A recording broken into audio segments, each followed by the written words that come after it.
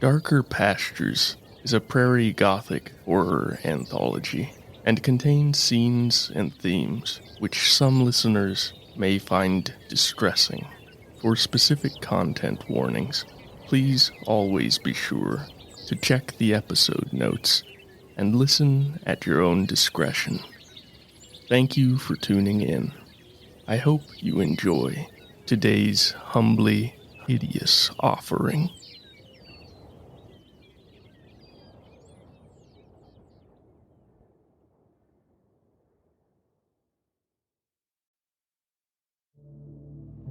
Perhaps humanity's ugliest quality is greed, but could that endless hunger be older than humankind? A primordial evil that infects our species, but resided first in the callous brutality of nature, in the uncaring vastness of the breathless blue sky and the deep, dark oceans. For the very earth is eternally hungry, eager to swallow not only heaven's rain, but any offering of sweat and blood, flesh and bone, and the immortal eyes above look down forever, watching, but offering neither pity nor succor. Or did the transmission flow in the other direction, with humanity pouring so much of its malice and sordid yearning into the world, that it permeated the land, water, and sky, a spiritual virulence? There are hungers that can never be sated, mysteries that can never be resolved. Pray that you never encounter them in the darker pastures of the world. Holiday Special. Vargen.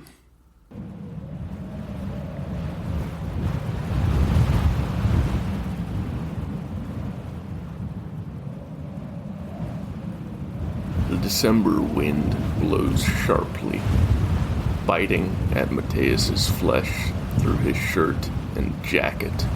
His arms, heavily burdened with firewood, are already stiff with that particular ache that comes of exertion in the cold. Stumbling through the deep snow toward the little timber house, he looks forward to the warm glow of the stove, to the simple supper of boiled potatoes, salted pork, and preserved vegetables that awaits. He opens the door to find his parents and siblings at the table, along with his old Uncle Jesper. Jesper's wife and child died of cholera in the old country during the Great Famine. The loss of his family forever changed Jesper, who, always thoughtful and literate, has ever since been often gloomy and strange. Sometimes Mateus's mother refers to him in soft tones she thinks Jesper can't hear, as an old heathen. Jesper, whose ears are clearly sharper than Astrid believes, never seems particularly bothered by the epithet. Mateus, for his part, rather likes Jesper's company. The older man, tall and thin and somewhat frail, often talks at length about the things he's read and retained with his keen and absorbent mind: history, science, philosophy, mythology, linguistics. He also has a deep interest in the morbid and the occult, which is no doubt why Astrid refers to him as a heathen. Mateus knows better than to let on to his siblings or parents, but he also finds a certain fascination in these things, and often prods at his uncle for them when they find moments away from the others. Tonight, though, there's no chance for such conversation. His father, Nils, and his brothers, Stefan and Peter, dominate the dinner table talk with discussions of the farm, of the extension of the barn that they plan to begin in the spring. His mother Astrid and his sister Inga are more concerned with the upcoming Sunday gathering at the Methodist church in town, the last one before Christmas. Matthias is bored by both conversations, as is Jesper, he thinks. The boy looks forward to the gifts of Christmas Day, delivered in the night by the Jultomte upon his goat, but doesn't care for the rest of the holiday, finds the time in church unbearably tedious. But again he knows better than to voice these feelings, knows the stern look that would come from Niels, the sharp words from Astrid. So he sits and eats and hopes that perhaps Jesper will go out after dinner for a short walk, as he sometimes does. This wish is gratified, and after asking his father for permission, Matthias joins his uncle in the night, trying not to notice the disapproving eyes of his mother following him out. His uncle will not walk far, becoming easily tired in the cold, but they will have enough time, Matthias thinks, for a talk. The moon has risen and casts glittering light upon the fresh snow in a way that looks almost unreal to Matthias, and as he catches up to Jesper, he remarks how pretty it is. Jesper agrees softly, saying that it looks like the frozen tears of angels or of elves. Matthias, repeating a familiar and beloved ritual, asks Jesper to tell him about the elves, and Jesper smiles and complies. He doesn't stop at describing the elves, but continues to tell him of all the manner of creatures that their long-ago ancestors believed dwelt in the world. Dwarves and trolls, giants and gods and magical beasts. Matthias asks cautiously if that isn't blasphemy. Jesper gives a low laugh at that, and says that he guesses it must be. He says that so many things are blasphemy, whether they are ugly or beautiful, true or false. His voice becomes sadder as he speaks, and after he's finished, a silence stretches between them. The snow crunches crisply under their feet, a thin crust of ice having formed over the top, and Matthias gradually realizes that they've walked further than he'd expected. They've left the farmhouse far behind, having almost reached the trees that mark the little river, beyond which hills and buttes rise like the burial mounds of long-dead heroes from the old tales for which his uncle harbors such fondness. A long keening sound rises on the frigid air, and it's a moment before Matthias recognizes it as the howl of a wolf, a sound he's never heard before, has only ever heard described. Wolves are rare in that country, only sometimes venturing in from the timberlands to the north and the east. Jesper goes very still at the sound, and stares up at the moon, his eyes gleaming in its reflected light. He begins to speak, slowly and more deeply than usual, of ancient legendry, about a monstrous chained wolf whose mouth drips poison, and whose attempts to break his bonds shake the very earth, who's destined to devour the gods and men, and bring about the end of both, about other great wolves that forever chase the sun and moon across the sky, eager to swallow them up and leave the world in endless darkness. Matthias shivers as he listens, and it's not entirely due to the sharpness of the winter's night. The howl is repeated, seeming a little closer this time, and the boy feels that awful prickle between the shoulder blades that comes with feeling one is being watched or stealthily approached. He asks his uncle if there's any truth in such things. Jesper doesn't answer at once, but stands, staring into the distant hills in the direction from which the howl seemed to emanate. After a long while in which the sound is not repeated, he seems to slump slightly in what Matthias can only interpret as disappointment. Finally, he says, in a dreamy tone, that there is some truth in every legend and story, hidden and buried.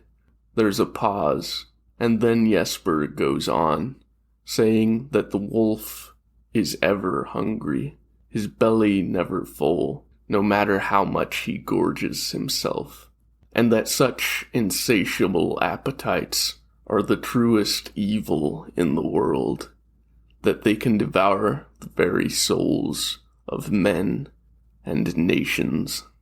He turns then back toward the house, and Matthias follows him, both of them quiet now.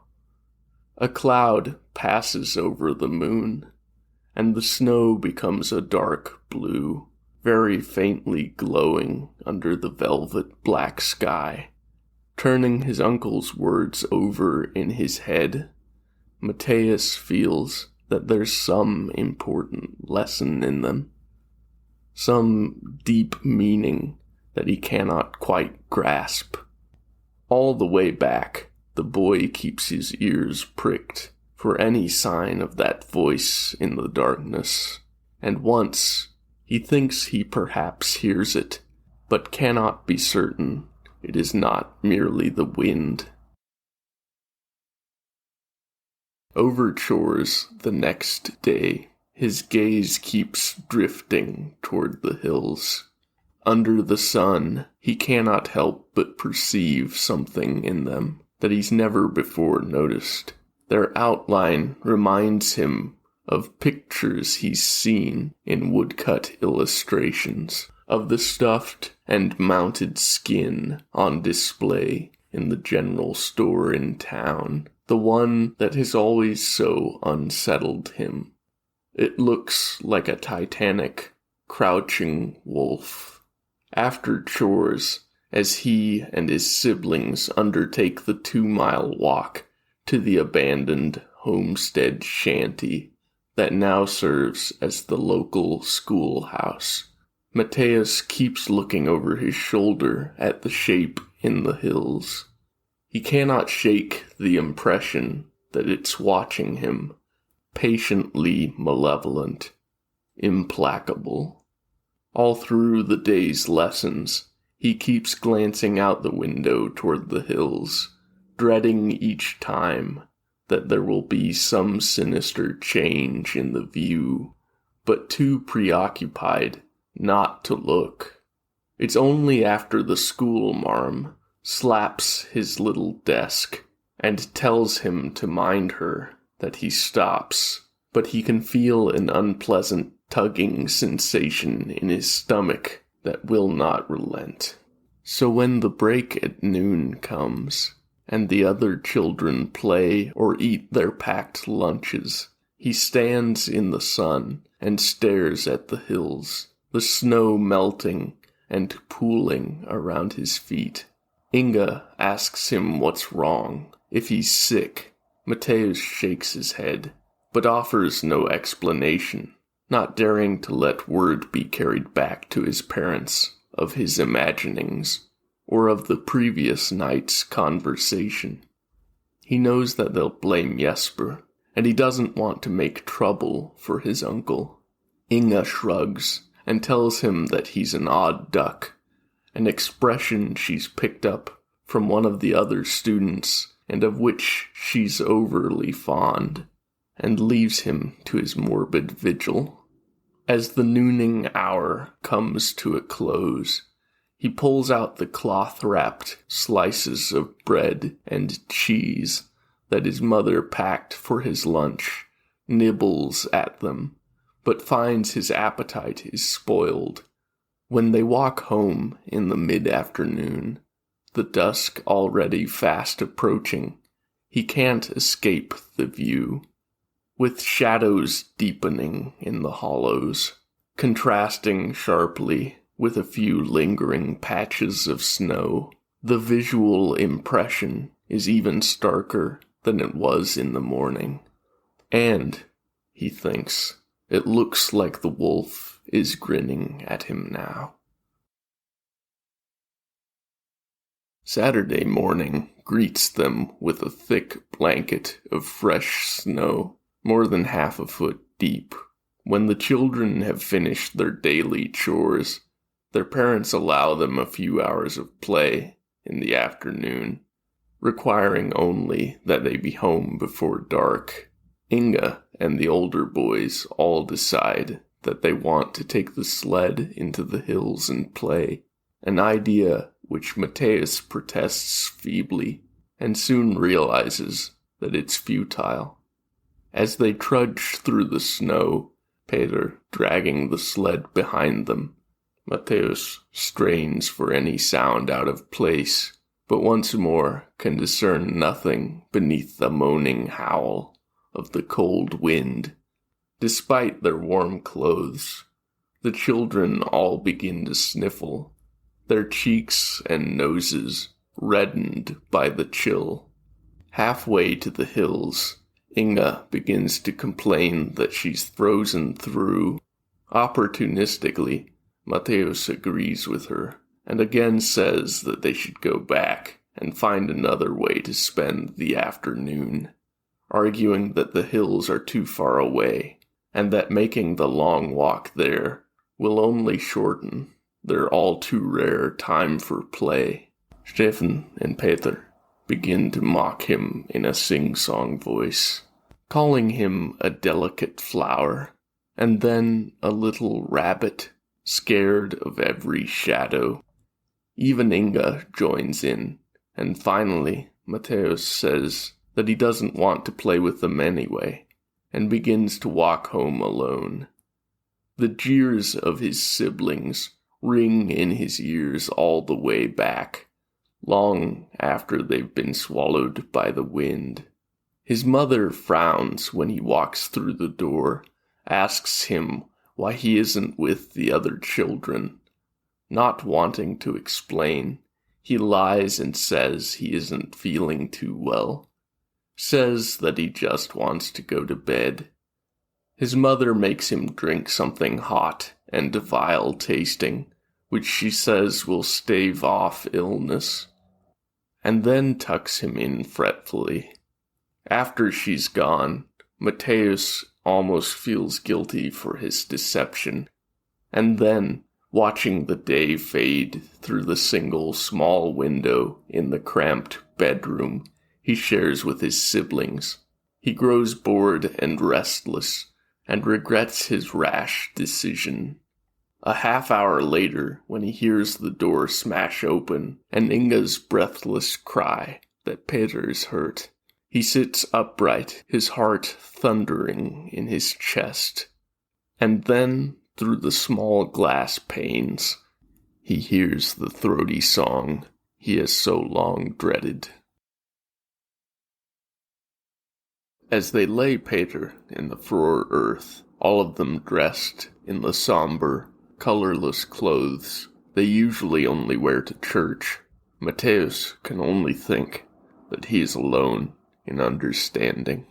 All the others believe that Peter's death was a mere accident, his neck broken when the sled veered into a small stand of aspens near the bottom of the hill. But Mateus is certain he knows the truth. That first night, none of them had slept. Inga and Astrid sat around the fire, trying to warm the body that they yet hoped might move again, while Stefan had fetched blankets and water. Jesper and Nils had left, bound for town and for the doctor's house. All the while, Mateus had simply stood in his bedroom doorway, staring in disbelief, and when, as midnight approached, Astrid had wanly told him to go to bed and get some sleep. He had instead gone to the bedroom window and listened, looked out over the benighted fields and hills under their pale coat, turned a ghostly blue under the moon, and he'd heard it again, that long, low cry that swelled like distant thunder.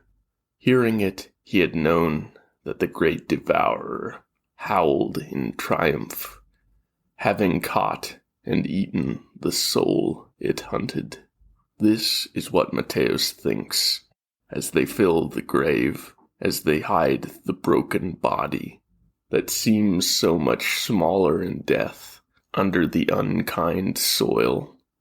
And while he yearns for vengeance, Matthäus knows that it's beyond his grasp, and that he can tell no one of what he knows. Jesper might believe him, but he doesn't want to break his uncle's heart further, and the others would only be angry with him, and call him a little heathen and a liar. A few days after the burial, Niels takes his axe to the sled, utterly destroying it, and using the remnants as fuel for the stove. Matthäus wants to cry, watching them burn, and remembering the Christmas 2 years prior, when the children had all been overjoyed to find the brightly painted plaything awaiting them in the first light of dawn. This Christmas finds the house dour and joyless. Astrid has taken to sitting at the little table in the kitchen and staring out the window for hours at a time.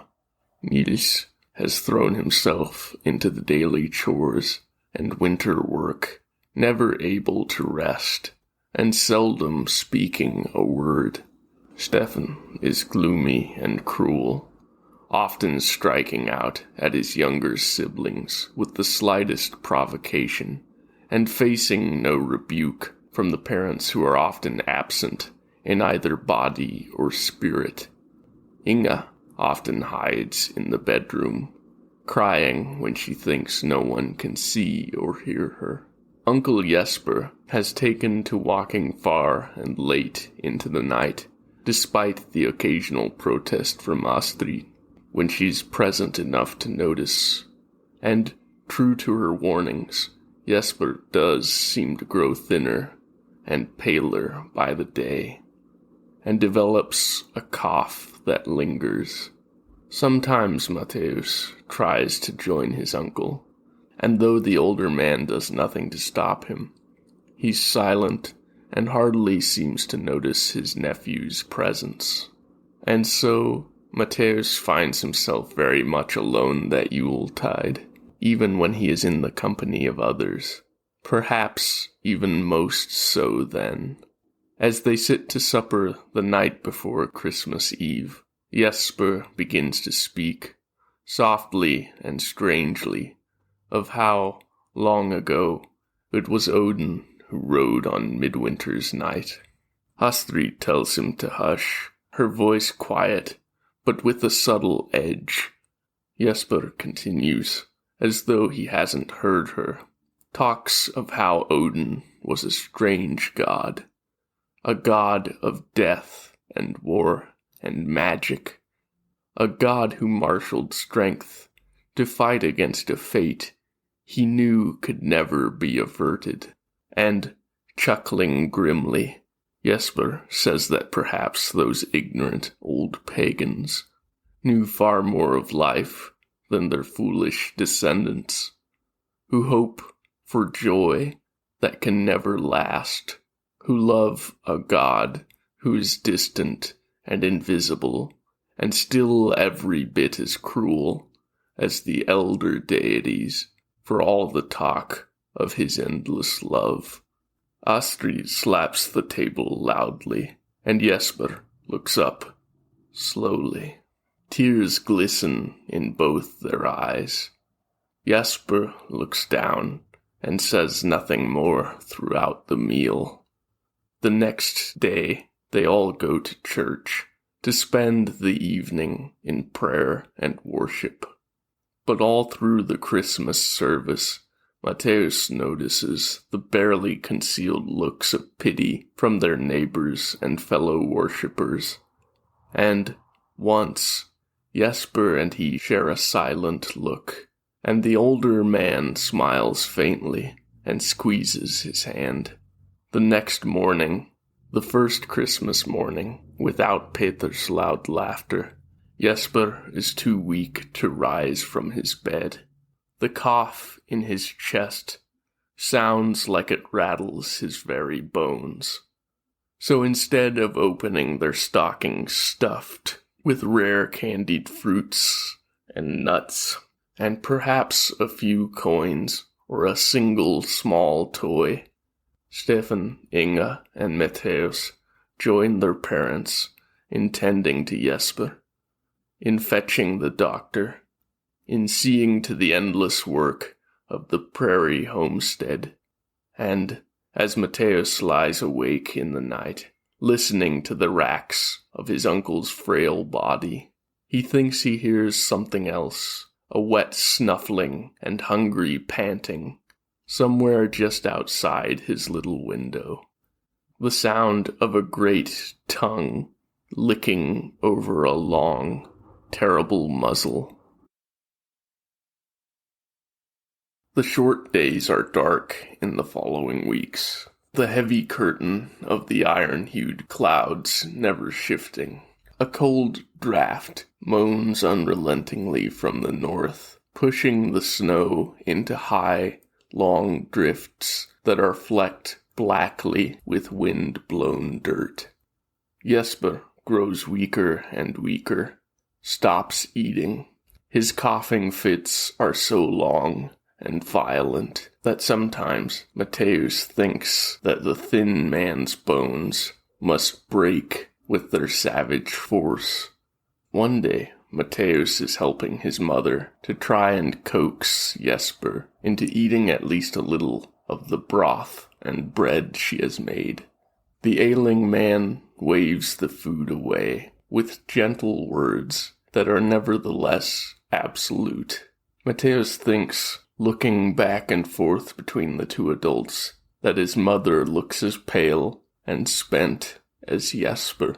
As Astrid gathers up the declined meal, Jesper sits up slightly, looking at Matthäus with a strange intensity. He waves the boy over, and slowly Matthäus approaches, feeling an apprehension he has never felt toward his uncle, and also guilt for his hesitation. Jesper smells of death, and Matthäus has to struggle not to wrinkle his nose as he draws near. When the older man speaks, his voice sounds hollow and somehow damp, not at all like the uncle Matthäus has so long adored. This wide land is hungry, Jesper tells him, coughing wetly before continuing. It will gobble us up, all of us. Men brought their hunger into the innocent land, infected it, and now its immortal appetite has eclipsed even that of humankind. It has eaten so many, and it will swallow us too. Astrid's eyes are wide, seeming frightened, angry, and confused all at once. After a moment of hesitation, she sharply tells Matthäus to leave the room, that his uncle is very ill and needs rest without distraction, and the boy reluctantly obeys. As he walks out of the dark room, Jesper calls for him to come back, but before Matthäus can do anything more than turn around, Astrid has firmly closed the door. He stands there, feeling sundered, feeling like his innards have been carved out, leaving him empty and false. When exactly Jesper stops breathing in the night, none of them know, but Matthäus cannot help but think it was at that same moment when the shrieking and rattling of his window woke him. Inga, who is awoken at the same instant, insists that it was only the wind. Mateusz doesn't argue with her. The ground is too thoroughly frozen now for a grave, and the last Mateusz sees of his uncle is when the town undertaker collects the body to be preserved until the spring thaw. Mateusz feels very strange during that last glimpse. The face and body are not at all like they were in life. The body looks so small, and the facial features seem wrong, subtly but horridly altered. Perhaps, he thinks, that's what a person looks like when their soul has been devoured. When spring comes, and they lay Jesper at last into the thawed but still cold earth, Mateusz has become almost used to the silence. He has not heard that inhuman voice in the night, not since that cruel midnight waking when his uncle passed. And yet, every night, he falls asleep with the creeping dread that it will come again some day. Perhaps it will be years, or perhaps it will be in mere moments. But he knows that its return is inevitable. Almost, he hopes that it will come for him instead of yet another loved one. But then he imagines that great, dread beast leering at him in the darkest hour, looking just as it does in some woodcut illustration that is burned clearly into his memory, and yet which he has never been able to relocate.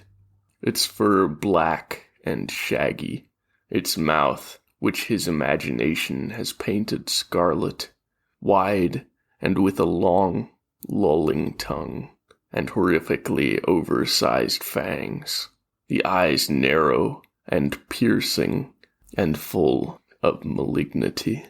When Mateusz imagines that, he knows that he cannot wish that the thing will ever come seeking him. Not truly. 2 years pass.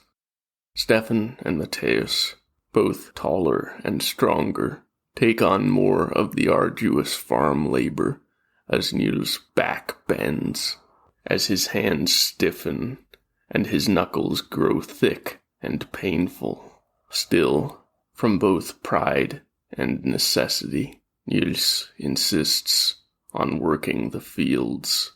It's a spring morning, and the boys are mending a wheel on the seed drill, while their father harrows the west field, where they'll plant the year's spring wheat. The sky is a bright robin's egg blue, and the sun is pleasantly warm on their skins. And then, distantly, Mateusz hears it. He stiffens, and Stefan notices, begins to ask a question, but at that moment, there's a louder cry from the fields, sharp and wild and quickly cut off, and then the sounds of horses whinnying in fear. The 2 boys leave their task and run toward the field. Even before they get there, Mateusz feels a bleak certainty of what they'll find, but is no less stricken when his apprehension proves true. Niels lies face down in the ravaged earth, where he was thrown when the horses started for some reason that none will ever know. Blood pours from the long tracks, the discs of the harrow carved in his flesh, but he still lives. Looking at him, Mateusz wonders if that is only crueler. Those who live close to the land, to living things, develop a sense of when death hovers near. And looking at the mangled body of his father, Mateusz doubts that Niels will live, would doubt it even had he not heard that awful, musical omen upon the wind mere moments before.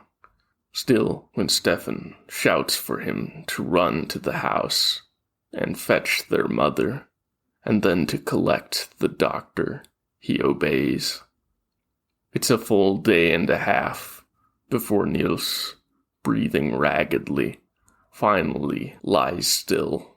And though they all stand within arm's reach of each other, Matthäus knows that he's the only one who hears the second cavernous howl, trying in vain to blink back the tears burning in his eyes. He thinks that the beast sounds louder each time he hears it, and wonders whether it's growing closer or merely growing still larger. That winter, they all take ill, but only Inga develops the telltale coarse rash and strawberry tongue of scarlet fever. Matthäus doesn't sleep at all after that, waiting to hear it, knowing it will come. And even as he lies awake, listening for any sound other than Inga's increasingly labored breathing, he reflects on Jesper's words. Older and wiser, he realizes how his child's mind failed to grasp their true meaning, warped them into a nightmarish fantasy, and how there cannot be any such thing as what he listens for. And yet he hears it still. He cannot summon a single tear when they lay Inga beside her father and brother, near her uncle, and he wonders if something has finally snapped within him. He feels very distant, as though watching himself in a dream, as he goes about the farm work, now far too much for the 3 remaining inhabitants of the somber little homestead on the stark, broad prairie.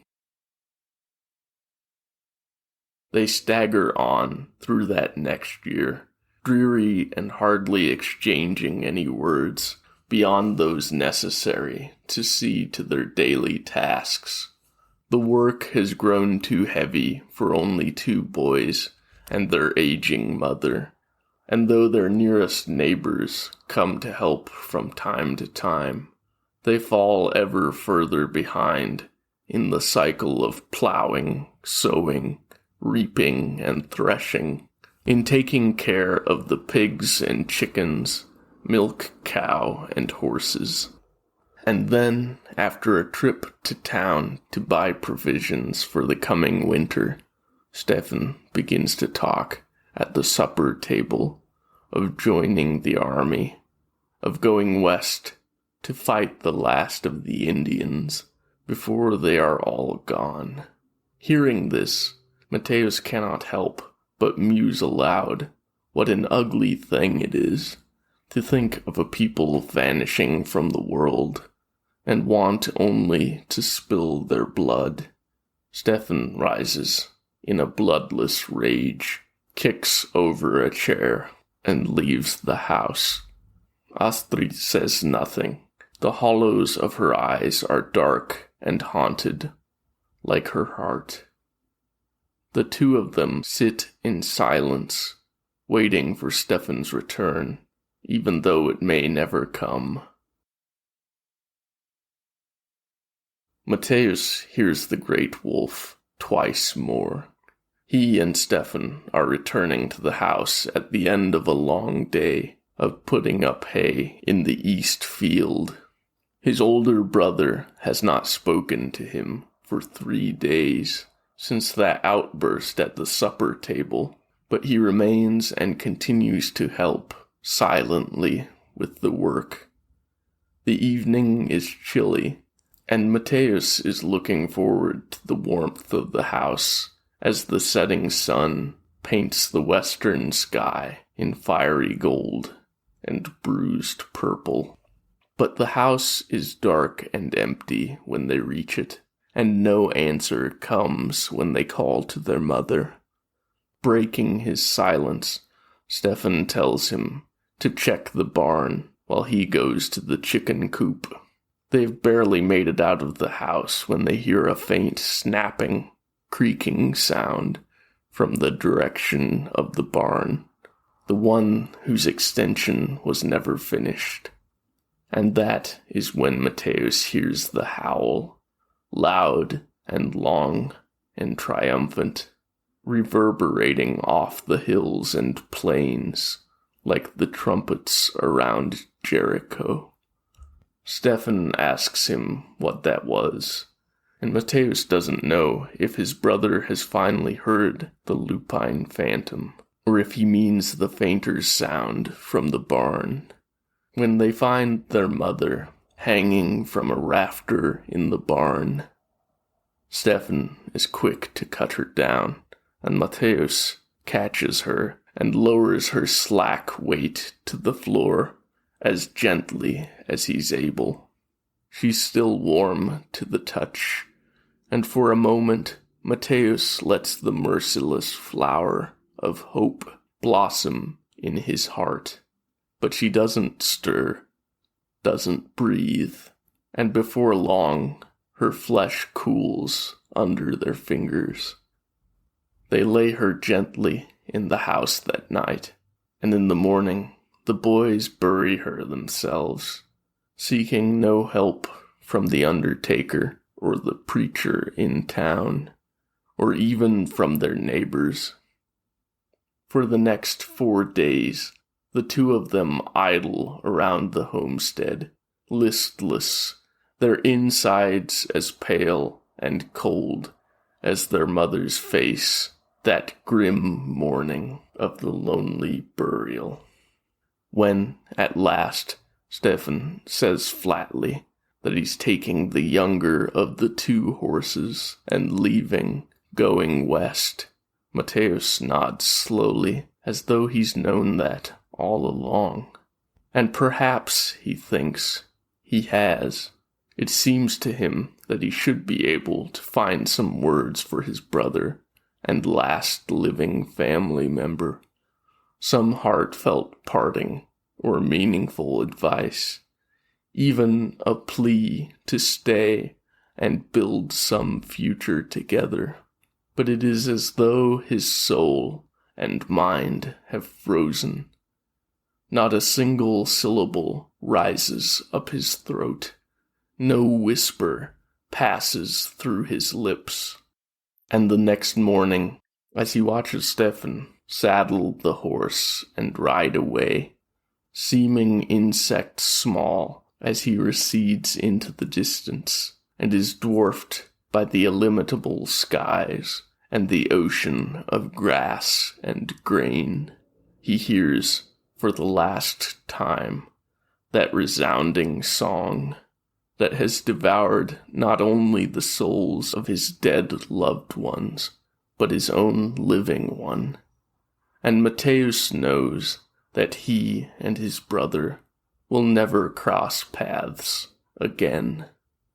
For a moment, he turns away from the view of his brother's retreating form and toward the place where, long ago, he'd perceived the shape of a massive wolf in the rolling, hard-boned hills. And as he gazes there, it seems to him that a great shadow stirs, thickens, coalesces into a vague shape, then leaps into the sky and flies westward. It happens in only the space of an eye's blink, and he cannot be sure that what he saw was ever truly there. But the wind carries a low note, sustained and sharp, that cuts into the very core of his being and swallows whatever light remains there.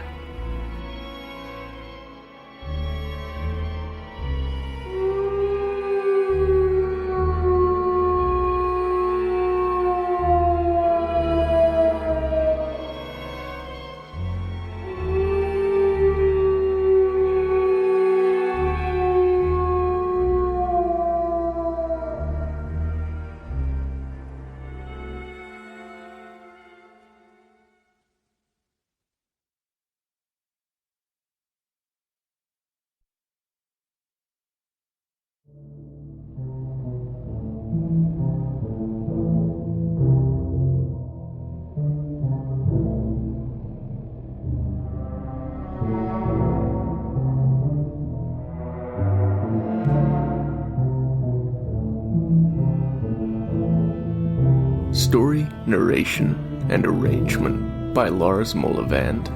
If you enjoyed today's story, please rate, review, follow, and share. Thank you for listening. We'll meet again in darker pastures. Happy holidays, everyone.